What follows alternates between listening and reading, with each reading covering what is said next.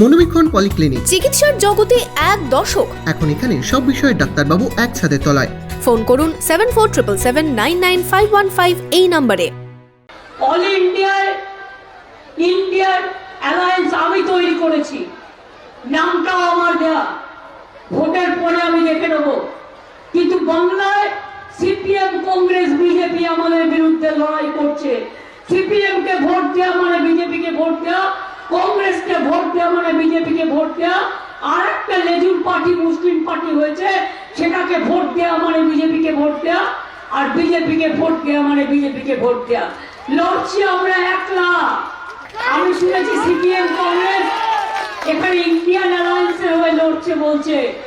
এখানে তো জোটই হয়নি, এখানে তো ভোট হয়েছে, ভোট। সিপিএম, কংগ্রেস, বিজেপি একদিকে আর তৃণমূল একদিকে। ইন্ডিয়া জোট ভাঙলেন কেন আপনি? কার ভয়ে ইন্ডিয়া জোট ভেঙেছেন? অরবিন্দ কেজরিওয়াল ইন্ডিয়া জোট ভাঙেনি, হেমন্ত সোরেন ইন্ডিয়া জোট ভাঙেনি, তাই তাদের জেলে যেতে হয়েছে। আর আপনি খোকাবাবুকে বাঁচাতে, ইডি আর সিবিআইয়ের হাত থেকে খোকাবাবু যাতে রক্ষা পায়, তার জন্য আপনি ইন্ডিয়া জোট ভেঙে আপনি মোদির দালালি করেছেন। আপনি নিজে বলছেন ইন্ডিয়া জোট আপনি বানিয়েছিলেন। সেই ইন্ডিয়া জোট ভাঙলেন কেন আপনি? কাকে খুশি করতে, কার হাত থেকে বাঁচতে? আমার প্রশ্ন আপনার কাছে থাকলো। আপনারা বলবেন অধীর চৌধুরীর জন্য। ইন্ডিয়া জোটে যখন নাম দিয়েছিলেন আপনি, তখন অধীর চৌধুরী কোথায় ছিল?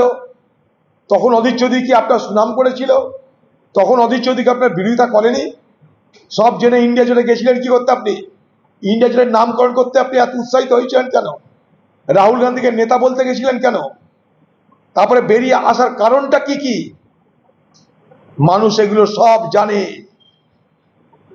ইন্ডিয়া জোটের সঙ্গে আপনি বেইমানি করেছেন, অরবিন্দ কেজরিওয়াল করেনি, হেমন্ত সোরেন করেনি, তাই তাদের স্থান জেলে হয়েছে।